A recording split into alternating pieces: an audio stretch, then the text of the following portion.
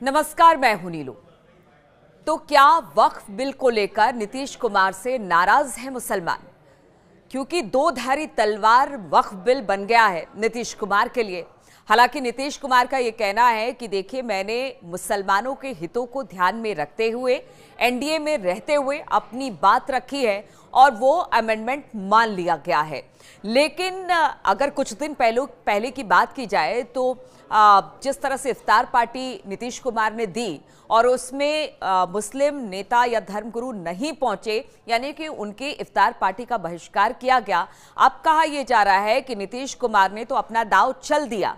नीतीश कुमार ने यह कह दिया कि वो एनडीए के साथ भी खड़े हैं और मुसलमानों के साथ भी खड़े हैं। लेकिन मुसलमानों का कहना है कि वक्फ बिल का जिस तरह से विरोध हो रहा है, उनके हक को छीना जा रहा है। भले नीतीश कुमार कुछ भी कहे, लेकिन इससे मुसलमानों को नुकसान होगा।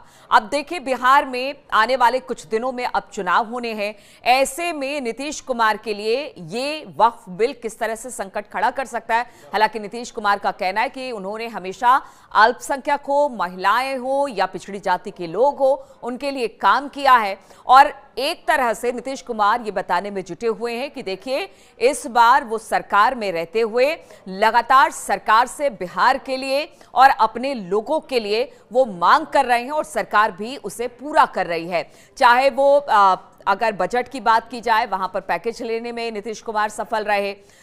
इसके बाद अगर वक्फ बिल की ही बात की जाए तो उसमें भी कुछ ऐसी बातें थी जिसमें कहा गया नीतीश की तरफ से कि अगर उस संशोधन में इन सब बातों को शामिल किया जाएगा तभी वो वक्फ बिल का समर्थन करेंगे।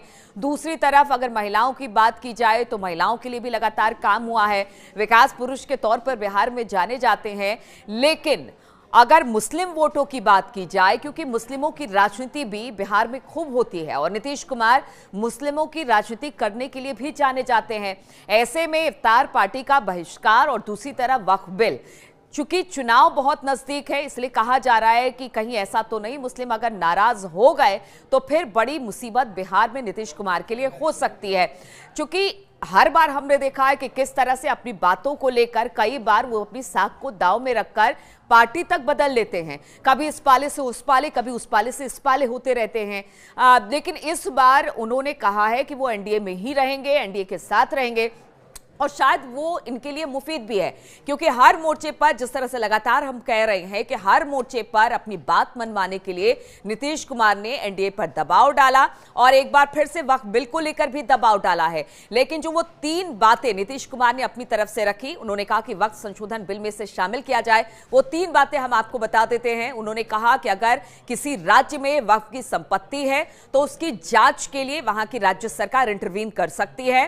डीएम यानी कि कलेक्टर जो लेवल के अधिकारी है, उनसे ऊपर भी कोई अधिकारी को बिठाकर जांच करा सकती है। दूसरी बात यह है कि जहां पर मस्जिद है, मजार है या कुछ भी है, उसे तोड़ा नहीं जाएगा, हटाया नहीं जाएगा। और साथ ही साथ उन्होंने कहा कि पुरानी डेट से इस बिल को लागू नहीं किया जाएगा। तो वो तीन बात मनवाने में कामयाब रहे नीतीश कुमार। लेकिन फिर भी मुस्लिमों की जो नाराजगी है नीतीश कुमार से है।